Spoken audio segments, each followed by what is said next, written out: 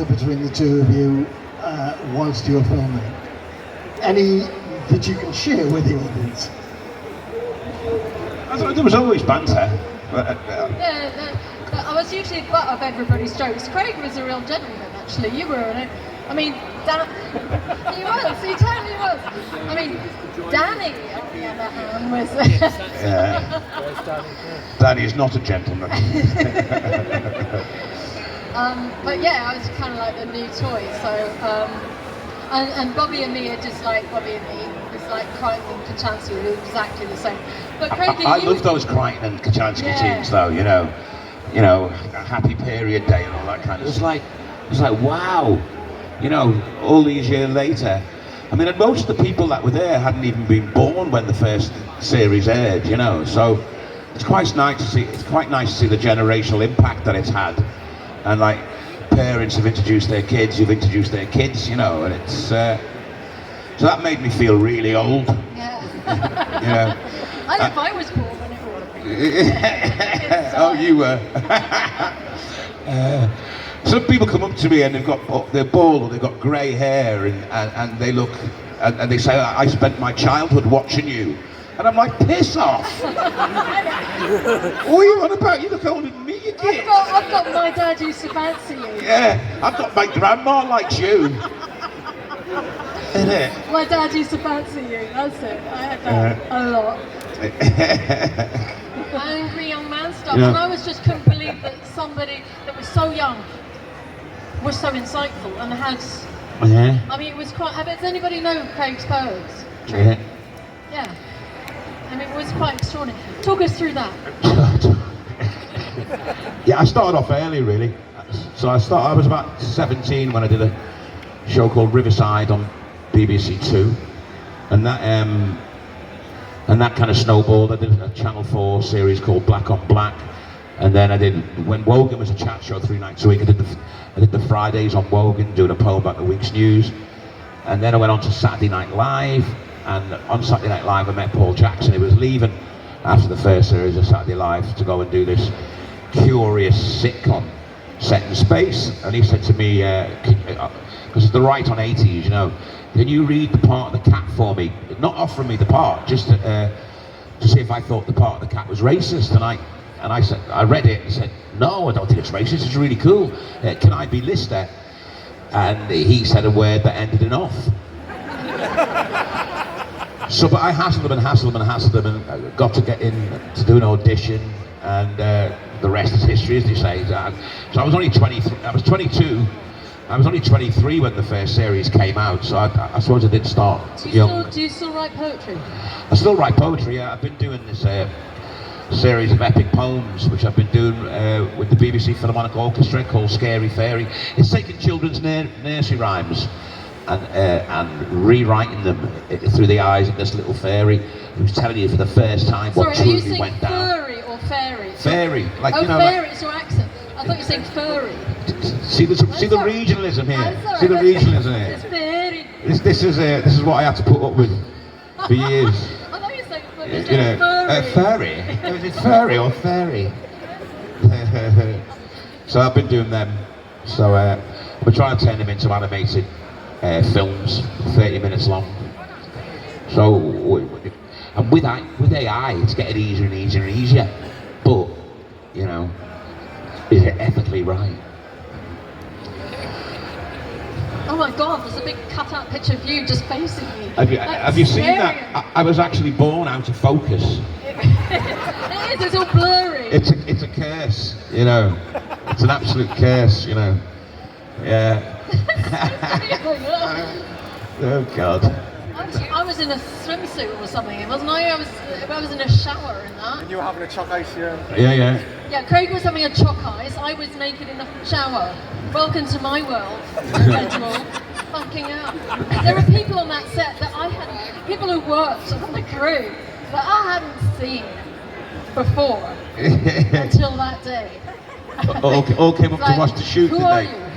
Yeah, exactly. It was a really crowded shower.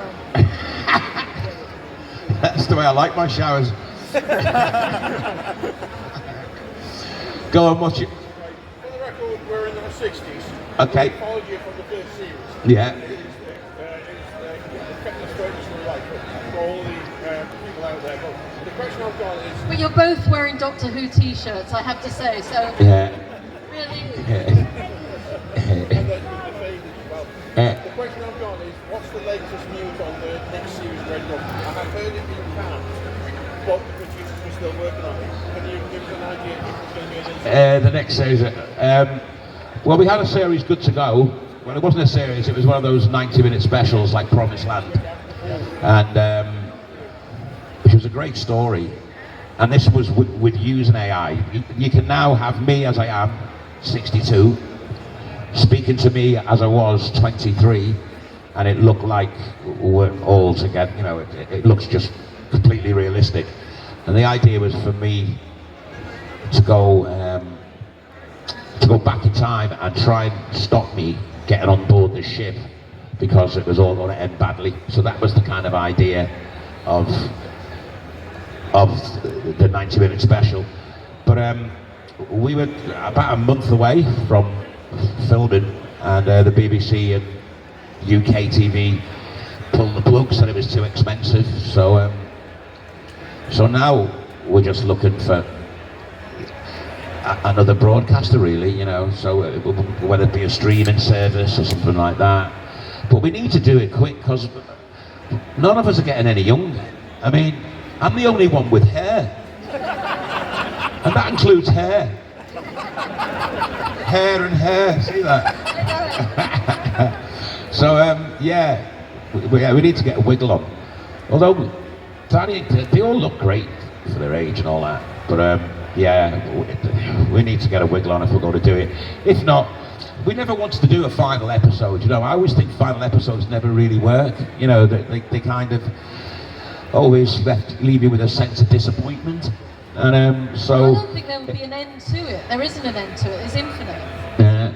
So you know, if we don't make any more, then I'm quite happy to bow out where we are. This is unusual for me, because I always try and look to the future, and this is very, very firmly in my past, you know what I mean?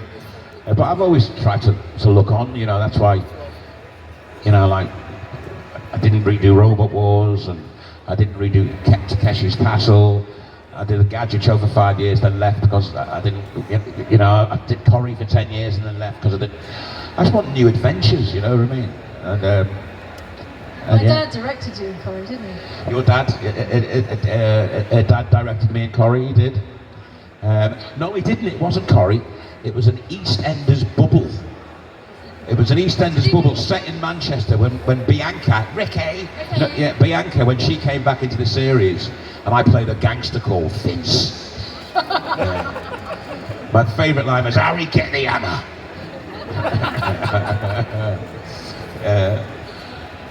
I told you, it's all shit like this. Daddy John Jules did Strictly, yeah. Yeah, he's a good dancer, but like, I think he fell out with everybody.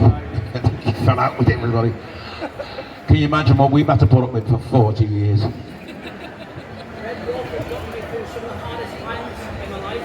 There's been so many dark times in my life, and Red Dwarf's gotten me through so much. So thank you, first of all. And I want to know what it means to you to know that you've got so many people in such a positive way. Yeah, a lot of people have come up and said that Red Dwarf's, you know, got them through difficult times, and it's really heartening to know that you can have that effect on people, you know. A lot of people, I don't know if this is a compliment or not, a lot of people go to sleep to Red Dwarf, right?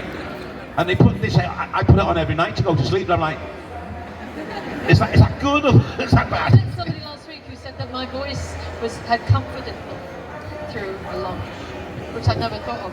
Wow, you must have been very ill.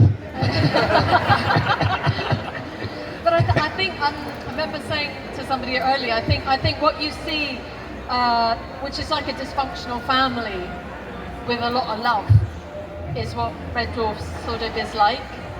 And that's sort of, and what you see on screen is very much what feels like it is with us off screen too, in a way. And I've done a lot of television, and you usually have a screen family when you're filming. When that finishes, you feel sad, but then you move on to the next thing. And I think with Red Dwarf, I can only speak for myself, but it is like a family that has, I mean, I've been part of it 30 years, and every time I see the boys, you know, it is just like coming home in a way. And I think maybe that does transcend.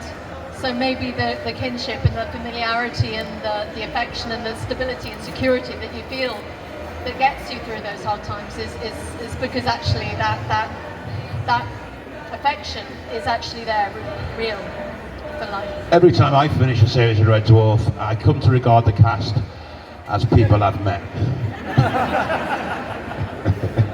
Who's like That's that? one of my favourite put down lines. That was Rimmer, wasn't it? That was Rimmer. I use that a lot in real life, you know.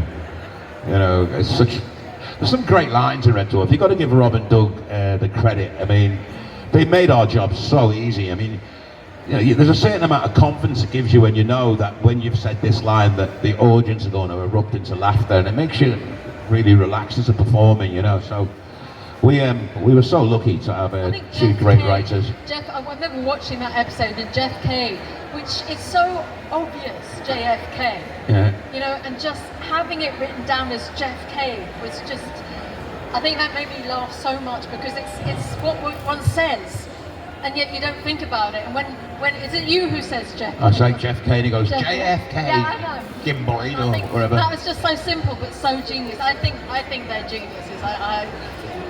And a lot of the science in them is all very, very clever as well. I mean, when we did the first run, the first 7 series, a lot of that stuff that was science fiction is now very firmly science fact.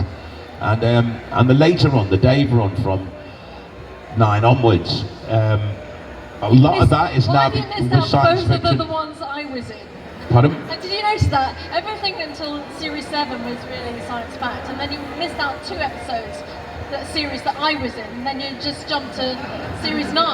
Like, what was wrong with 7 and 8? That was accidental. Grogan. I mean, how did that feel stepping into someone's... I didn't know. You didn't know? No. She'd never watched the fucking show. Well, She thought she was coming into Doctor Who. Her agent probably said, "Oh, it's a bit like Doctor Who. You'll love it. Go on." Well, I was living in America at the time. Oh, she was living in America at the time in Hollywood. I was working in America, and so I came back and got the part because I'd auditioned for 10%ers and didn't get that part. But they asked me to join Red Dwarf pretty much after I got back. So, and then I remember seeing. I knew you from the poetry. I'd seen British Empire. I'd seen a picture of you, I think on the Radio Times, with this kind of like long hair bit. And I was like, oh, that. She was like, "Oh my God, what have I done?" And then I watched the series. And when I got the part, they sent me, I got this cardboard box full of all the videos back then, all the books, a box of chocolates, a bottle of champagne, had that very quickly, and I binged.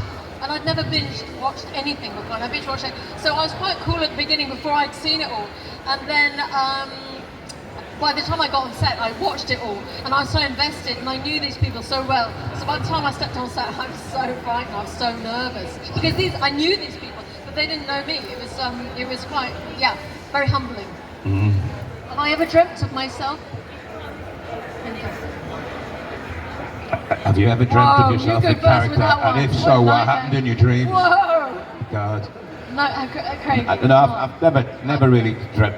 The weirdest out-of-body experience of that was when we did the Back to Earth one, where I played Craig Charles, playing Lloyd Mulaney, and playing Dave Lister.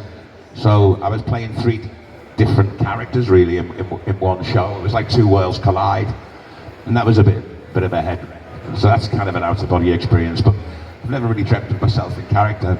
I've dreamt of Kachansky in costume, but you know, it's a family show. Okay? Do you want to come up here and say you're funny, Floyd? Oh, here we go. We're just a warm-up. Here comes the main event.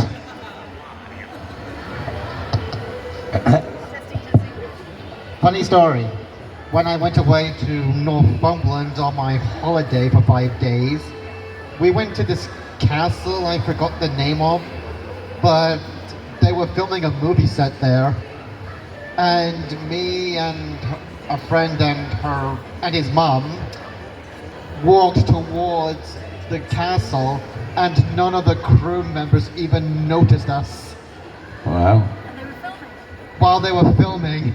Wow. That is a shit group. It really shouldn't be. Isn't it? It was so awkward. Do you know Because we were taking a shortcut back to the cars. what, and what film? Do you know what film they're making? No. Okay. You needed to find out. So you could watch yourself. I think that might have been Indiana Jones in Bamborough Castle, I think. Indiana Jones and Bamborough. Imagine. You dressed like that. Imagine. Hey. Okay. Yeah. He had his invisibility cloak on. How do you know? How do you know everything? It's like, I think it's only because he mentioned Northumberland, and only one answer can just spring to mind. Like, it was a few scenes. Like, I don't know if you've ever seen The Dial of Destiny. Have you guys seen the Indiana No. Jones film? No. It's like, well, they were doing some sets like a time. They were doing a time travel bit, and it was like it was like some landing invasions, and there was some structures on the outskirts of Bamborough Castle. So Okay. All right. Wow. yeah. Wow. Well, thank you very much, Kaylee. Thank you for coming and joining me. Oh, thank you, today. Chloe. That's a pleasure. Yeah, give it a cuddle. Cheers, guys. Cut it.